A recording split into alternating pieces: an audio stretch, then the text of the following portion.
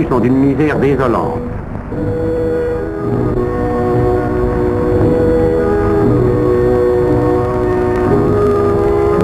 Le goitre est la maladie spécifique des urbains hautes qui constitue l'objet principal de ce reportage.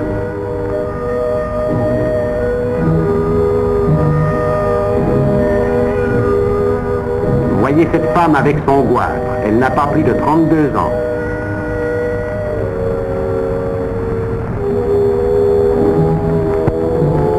Nous visitons le village accompagné de l'alcade de Martine Andran. Dans une rue déserte, nous rencontrons une fillette. Nous demandons à l'alcade ce qu'elle a. Il nous répond que depuis 3 jours, l'enfant reste là sans bouger. Elle doit être malade puisqu'elle se plaint, mais nous ne parvenons pas à savoir ce qu'elle a.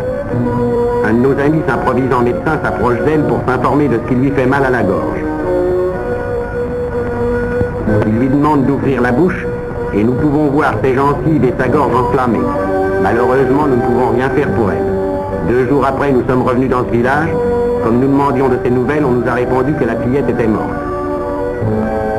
De quoi se nourrissent les habitants de ce pays stérile? Les seuls aliments, ou presque, dont ils disposent, ce sont les pommes de terre et les haricots.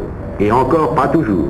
En particulier au mois de juin et de juillet, il arrive que cette base même de leur alimentation leur fasse défaut. Leur alimentation carnée se compose uniquement de porc. Il n'y a que les familles riches, si on peut les appeler ainsi, qui possèdent un porc. Chaque année, on tue le porc, sa viande est dévorée en 3 jours. Aux endroits les plus fertiles, poussent des oliviers. Souvent, le fruit en est détruit par les insectes. La chèvre est l'animal qui résiste le mieux dans ces parages stériles. On réserve son lait aux malades graves, il trempe dans ce lait le pain que les mendiants ramènent de loin et que l'on garde lui aussi pour les malades.